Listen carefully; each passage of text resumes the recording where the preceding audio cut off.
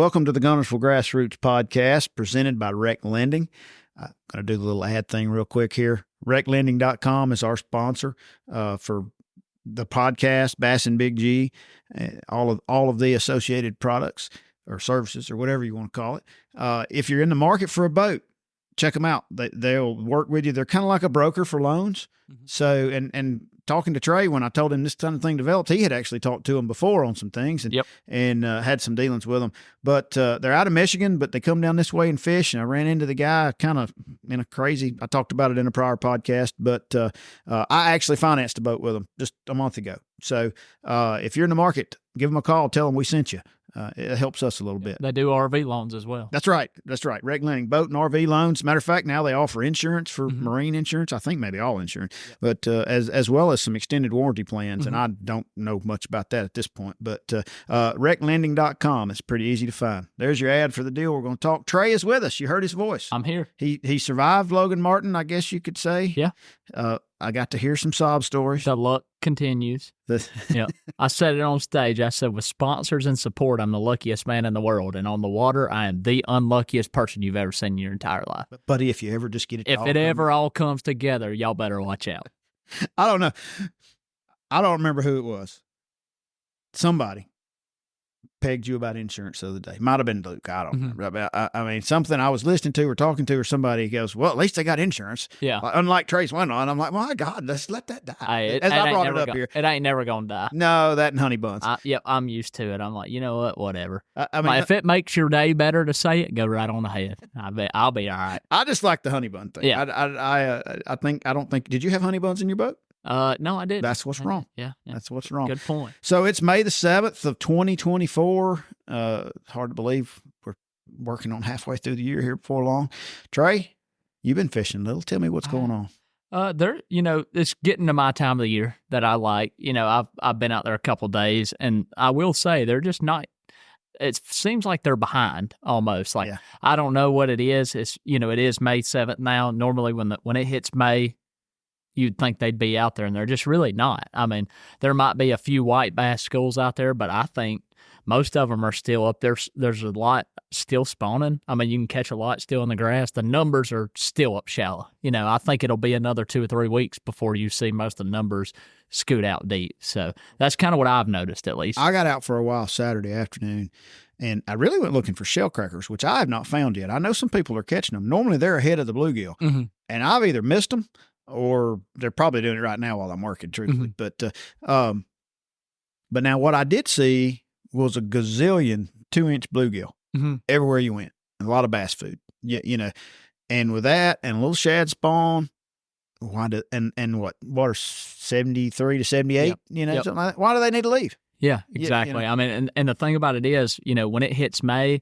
the bass don't necessarily go out there, but all the fishermen do. So this time of the year for me, my sneakiest time, this is when I normally catch them shallow the best, because all the boats, like I was out there yesterday on a Monday, and every deep pool in the entire lake had a boat on it. Every one of them. And they ain't even out there yet. On Monday. And it's like they're sitting out there waiting for them to show up. And it's like this time of the year, you can get up shallow still with, a yum dinger or plastic or top water, shad spawn, spinnerbait type stuff. And this is when you really can rack up numbers and stuff up shallow this time of the year. I'll tell you what was real special Saturday was that stupid floating grass. My goodness. God, I can imagine. It was from say South Saudi to waterfront, like the river was covered. I mean, like you could have thrown a frog in the middle of the river, and not caught anything. Yeah, but it was. I don't know why it was so bad this early. They had been out there picking it up. They clearly wasn't on Saturday afternoon. But as we know from our last podcast, which got let go last week and has had a whole lot of folks listening to it, I think we picked up some new people that listened to us for a day or two just to hear about the TVA's grass situation. Hey, we'll take what we can get. Hey, we'll take it. We'll take it now. Instead of 2, we got 4 people. Exactly.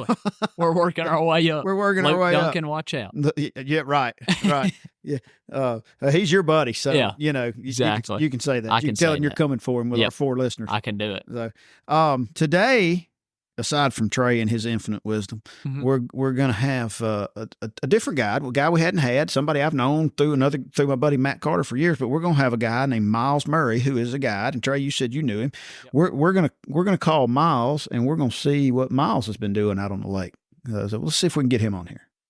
We got Captain Myles Murray on here with us, and I know captain is a interesting term people like to get mad about on the internet from time to time with the guides. But technically, man's got a captain's license. So, Myles, thanks for taking a few minutes to come on. You've been on my list of people to call forever, and I had not – last year I didn't do a good job with the guides. I think I had like 2 or 3. But this year I'm trying to do a little bit better because you guys know more than anything. So, tell us, first of all, what's going on out there? Tell us what you're seeing. Oh man, you got fish in about every stage right now. I think a majority of them are starting to move post spawn, and still got some. Seen a few on bed, and starting to get some out a little deeper. You got some on some river ledges, but mostly, I think a majority of them are still on some of that secondary stuff, grass lines and hard spots on the grass. Yeah, what kind of depth you see in those hard spots on the grass? It's varies. I mean, it's anywhere from 6 to 12 feet most of the time. Just wherever the hard bottom meets the grass is typically where you see that. Yeah. Now, are you idle around and look for those fish, or do you just put the trolling motor down and go fishing? Both. I mean, sometimes you run up on them just fishing, and then most of the time, most of what I found, I idled around and found. Yeah. So you can see those fish in 6, 10, 12 foot of water on the edge of that a lot of times. That's right. Yes, sir. But, now let me ask you this. Are you a live scoper yet? No, I still catch them by sense of smell. Well, I saw a video where you jumped in with Mikey Balls, and who is, I know y'all are buddies, and I like him a lot, but you were teasing you about you not being a fan. So I was just curious if you had. It's probably the best tool ever been invented in fishing, but I just don't like it. I think it's an unfair advantage. Yeah, well, I've got one and I still suck. So they use a wooden bat when they play in the MLB. I don't know. Like, my thing is, I'm like, come on now. Hey, Trey's a scoper now. Don't let him lie. Here's my thing. Well, I hate. Yeah, I don't want to do it, and that's what I told my co-angler at Logan Martin. I said, dude, I'm sorry I have to fish this way. I really wish I didn't have to. If I didn't want to try to do this for a living and compete against these guys, I can promise you I wouldn't be on Guntersville on a Tuesday afternoon scoping around. There ain't no way. Well, and I've been playing with it because I'm the old guy in this group, I guess, but like I'm bound and determined to learn how to do it. Mm-hmm. And I can see a fish and sometimes catch one of them. I think half of what I'm throwing at's not bass, but but like I'm learning how to do it, but my neck hurts when I get done with it. I'm gonna have to get one of them mats like Nordby's got, or mounts, it comes up head high. My only thing with it is I just don't feel like it takes any skill. It's totally different. I don't think you have to know if they're post-spawn, pre-spawn, what they're doing. You just drop it down, and if you look long enough and throw it enough dots, you're gonna catch 5 of them. And I'm like, I don't know. I mean, like I said, I got it on my boat, and if they keep it, I'm gonna fish with it. If they don't, don't, big as that computer monitor in front of you. Mean, might be double the size of it. I don't know. I said, hey, if you can't beat them, join them, and I joined them. Yeah, well, you don't have a choice in your game. The beauty of fishing, right? We can go to Guntersville. If you're fishing a tournament, I'm afraid you're gonna have it. I agree. But if you're not, and you just want to go catch fish, you do not have to do it. Yeah. Now, I've been sucked into it, and the last several times I've been out there by myself, I find myself playing with that damn thing just because I'm like, I paid money for this. I'm going to learn how to use it. And then I'll turn it off and go fishing and catch a fish. So exactly. Exactly. Myles, have you noticed we'll get back to the real talk. Yeah, here. sorry. Sorry, guys, about that. But have you noticed any shad spawn going on? A lot of guys love to catch them that way this time of the year. Yeah, we got on a shad spawn a couple times last week, and it's good. It's just like any shad spawn, man. It'll be there today and gone tomorrow, and it's a lot of fun when you get on them. But it's like chasing I don't know what, man. It's there today and gone tomorrow most of the time. And the floating stuff changed that because they used to spawn, on what I call the riverbank, like call from from Goose Pond or Rose or BB Comer all the way down to Pine Island, on the old riverbank channels out there. It used to be that's where they showed up in May, and now it's. Hell, it could be in the middle of the river. It could be at the boat ramp at Goose Pond. And I mean, they've always spawned around marinas and boat docks and things like that. Oh, okay. But the floating stuff added a whole new dimension. And I mean, I haven't been out early much. The little bit of shad that I found there was safe. There wasn't nothing eating them. Yep.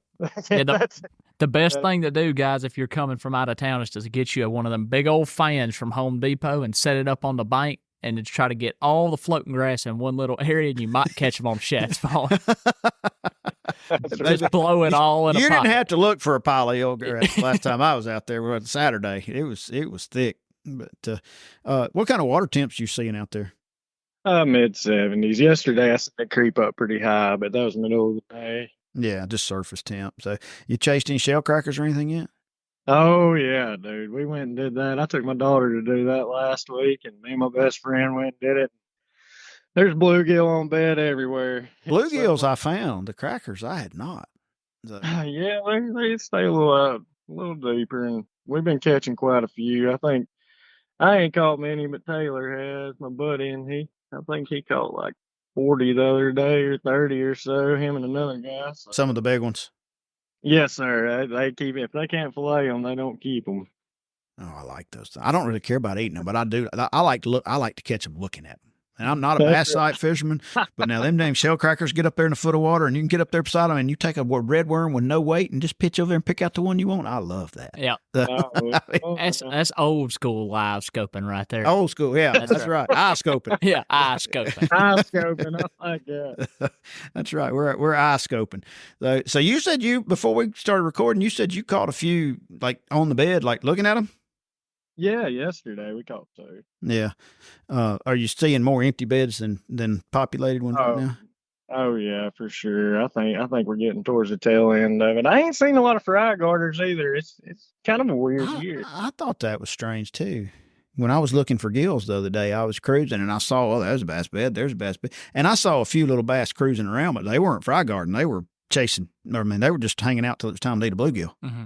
That's right. That's a lot of what I've been seeing. I've been staying down on the south end of the lake too. Yeah, I knew you liked it down that way. Have you had much of a topwater bite?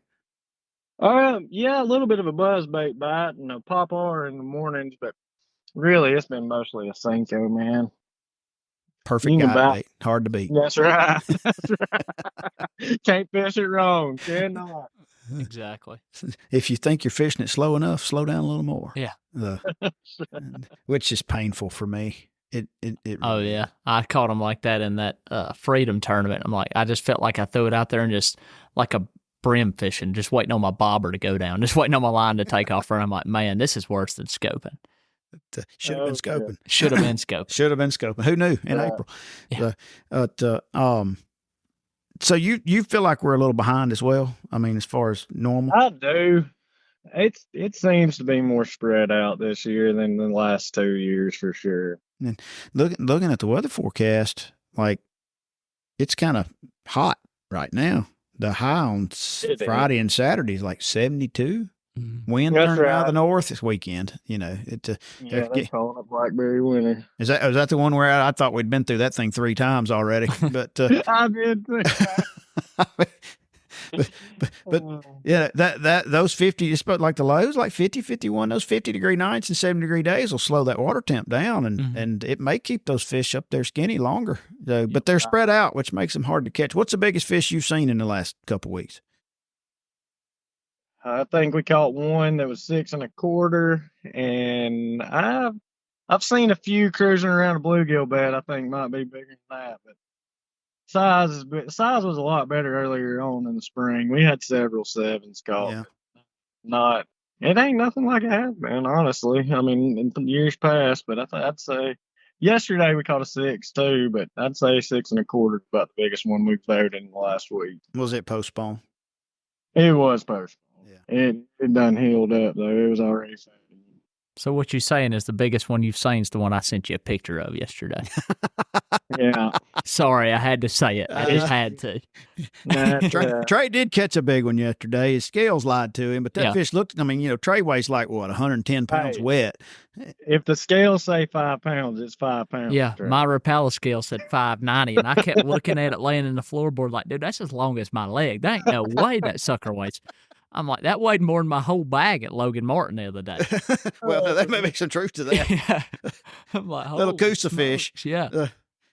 that was a big fish, Trey. It was. And it was a big fish 3 weeks ago. You just waited too long to catch it. Well, and that's what was weird about that fish. Like, it was postponed, and like Myles seen the picture, like it looked postponed, but it had already fed back up. Like, it wasn't just skinny as a rail. It wasn't necessarily just fat, but like, I mean, its tail, I couldn't even fit my hand around its tail. It wasn't a big male, was it? I mean, it was giant. I don't know. I have 5'9". 5'9". 5'9", that's what it was. Yeah, that was a long fish. Yeah, like 30 inches long and weighed 5'9". I'm like, oh, okay. He's built like you. That's the type of math I did in high school. He's built like you, long and skinny. Yeah, so I guess so. That's kind of. So, Myles, what do you see? I mean, with these cooler temps, you think it's just going to prolong the shallow, and it'll be another week or two before they really start, or closer to Memorial Day before they really jump out? Probably so. I don't see it slowing it down too much. I think they're kind of locked in on what they're going to do, but you never know. This lake's funny like that, man. It's hard to predict anything on this lake.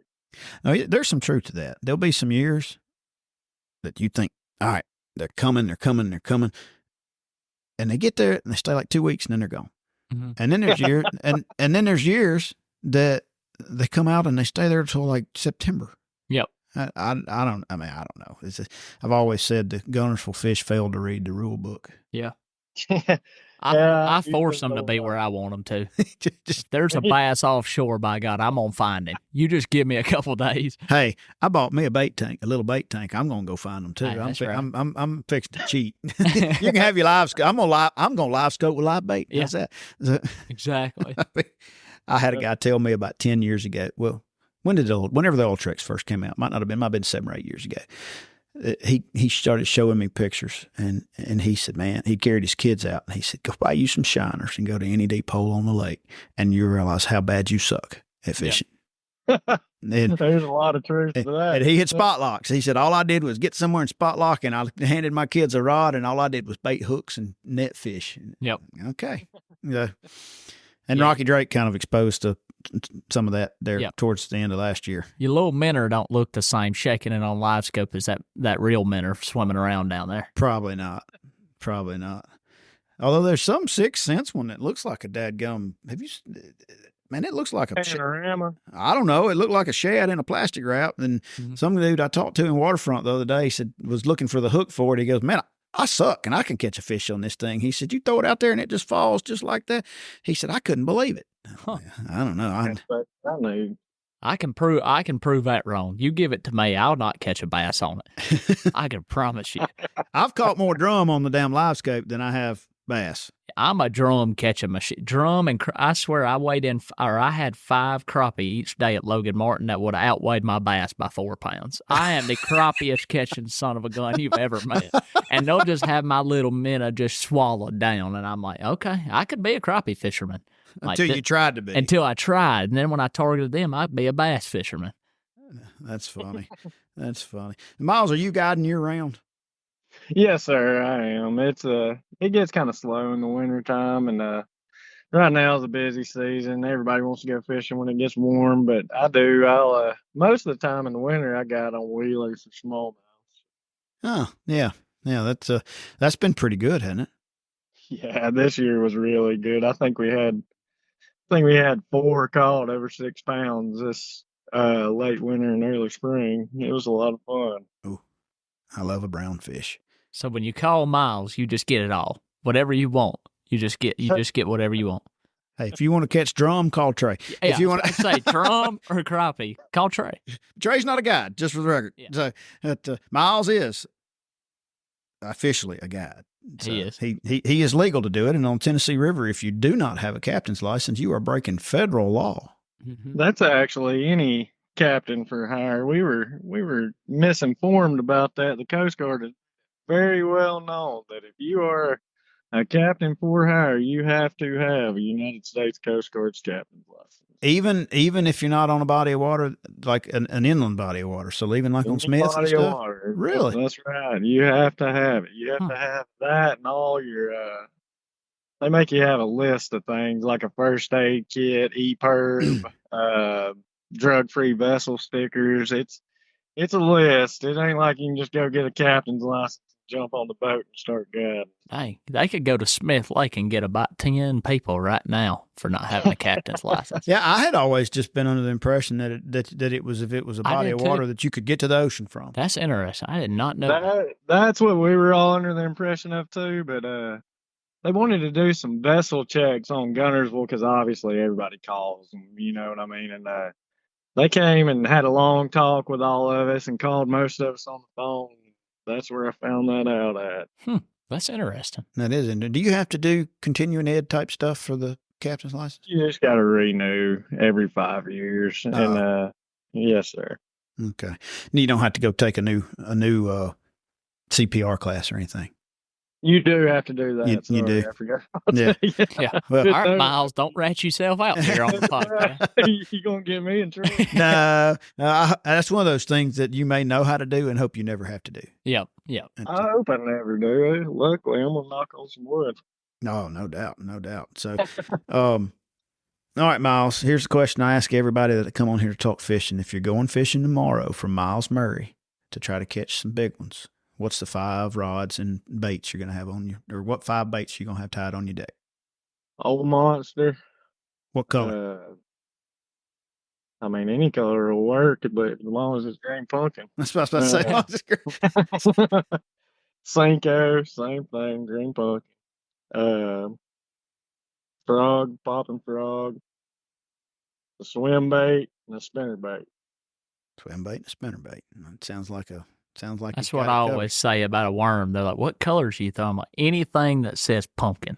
Pumpkin green, pumpkin black, pumpkin orange, pumpkin. Yeah, you are a pumpkin guy. Yep. And then there comes a time of the year where I say anything that says bug. Anything that says bug. We're not far from that. Yeah, exactly. It's good. It's something about the water. Like you look at the water and you go, you know what? It's time to put the red bug on. Yep. Yeah, you know, and I don't think there's ever a wrong time to put the June bug on. I will say that. But yep. It's a bug like for sure. Yeah, I don't know. It's an old monster, huh? You caught a few on that lately. That might have been the first answer that we got. That's usually when they start coming off, getting post spawn, when they get off the spinnerbait in the morning. That's what I like to catch bigger fish on when they start moving out. That's what they typically get on first. What size weight are you throwing on that thing most of the time doing that? 316. So still pretty light. I mean, so you fish pretty slow. Very slow. Well, Myles, if somebody wants to get in touch with you to take a fishing trip, how do they get you? You can reach me on Facebook, Instagram. Facebook's Myles Murray Guide Service. Instagram's Myles Murray. And then my phone number's 256-520-9466. And we'll go beat on them a little bit. Yeah, Myles, I know you know how to catch them. But, Matt Carter says he taught you everything you know. He did. I knew that was coming.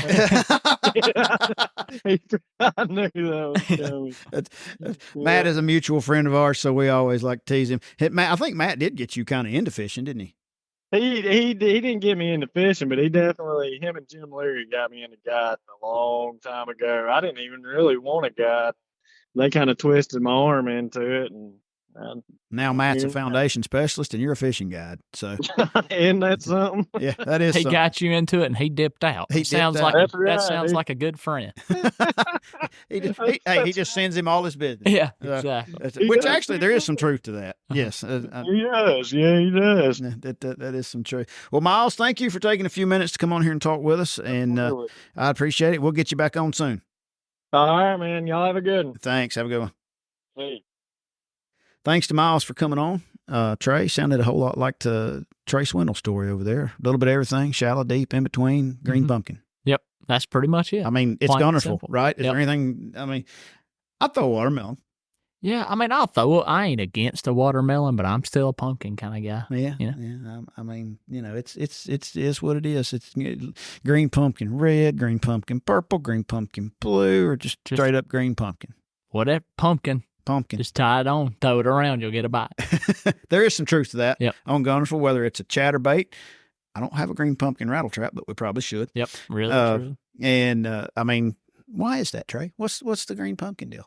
I don't know. I guess it's just natural. It's not too bright. It's not like, camouflage. It blends in with the grass. Well, it used to. If you walk down the concrete, look at all the colors of the worms. They're real natural. I don't know.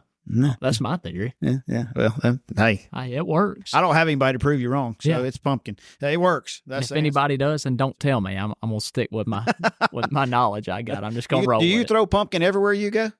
I say it just depends on watercolor, but it seems like watermelon red, something around that watermelon to green pumpkin everywhere I've been works. Just Texas, Florida, everywhere it works. I just, I don't travel a whole lot, and I've been, I don't know, was it Smith or somebody, and they threw a sandy looking. And I don't know if you're matching the bottom, if you're matching, I don't know, but I just everywhere you go, most 90%. Why do they make anything else? Yeah, it just depends. If I get somewhere and I get like at Ross Barnett or somewhere way up the river where the water gets muddy, it might be a little different. But for the most part, green pumpkin, you can always see it. And like I said, it's just supernatural. And I think that's just kind of what they like. Yeah, there you have it. Tournament-wise, it's kind of quiet. It's been a weird year. Not a whole lot going on compared to normal. The Wildcats fronts, whatever, is not as many. There's no honeycomb. People are looking for stuff to fish, but nobody wants to have one, and I don't blame them. But this weekend's the Food Land. Trey's going to win. I don't know about that. With drum. I hope so. Hey, let's go. Yeah, drum and crappie, with drum and crappie. Maybe. That'd be a nice start to the summer. Yeah, it would. I would love go ahead that. and catch you about 3 7-pounders for that. I got some credit card debt. I could really pay y'all, so I need that. Spoken like a professional fisherman. Exactly. Want to be a professional fisherman? Welcome to credit card debt. Yeah. Ooh, interest rates are high, bud. Discover, holler at me. Well, you do that whole swap it to the promo interest rate. But you've got the Food Land, which is full. It's 200 boats out of Spring Creek, which I'm personally not a fan of, but they do have a good tournament. They give you food. It's a pretty good deal. If you're not fishing that and you want something to fish, you can go up to Goose Pond over at Victory Sportsman. They're having the I went blank. Scottsboro Jackson County Rescue Squad. It's a good tournament. When is good that? Payout. When is that? Saturday. Same day as Food Land. God. Oh God. Oh. Okay. Yeah, I tried. Okay. I tried. Food Land was already set. Yeah. And the rescue squad said they had already picked their date. But they're on opposite ends of the lake. And I'm like, yeah, but that's not going to work. It's May. I tried. I honestly reached out to somebody at the rescue squad and said, hey. And they said, man, we've already printed our pamphlets. And I'm like, hell, I'd have damn near paid for them to reprint them. Because I always loved that. Have it next weekend. Yeah, I always loved that tournament because, that's the thing that sucks about it is I'm already signed up for the Food Land or I would fish it, which I ain't going to leave this one and fish. But, if it was next weekend, I'd be signed up for it. So I feel like there's going to be those tournaments might lose some attention, from 100%. Food Land's full. Mm-hmm. It took it a little while, but it's $100 and it's like, $10,000 first place or something. So most important this weekend, Mother's Day. Yep. Shout out to the mothers. I don't know if I've ever said shout out. Trey's running out and rubbing off on me as a young guy over here. But it is Mother's Day, so we'll say thank you to the mothers that are going to gripe less about us going fishing. And Trey, you'll be home on Sunday, I'm sure. I will be there. Are you fixing her dinner or are you showing up asking what's for lunch? I'm more the type of guy that if it's up to me, I might drive by Jack's, pick up, put it Only the best for Mom. We're bringing her some chicken. She knows me well. she knows. So. But yeah, that's the type of guy I am.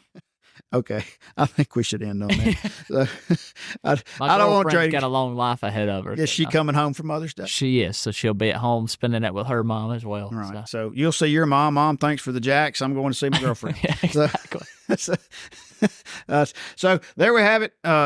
Y'all be sure and check out Myles if you're looking for somebody. He's a good guy. He'll put you on some fish. Until then, next time, enjoy the floating grass.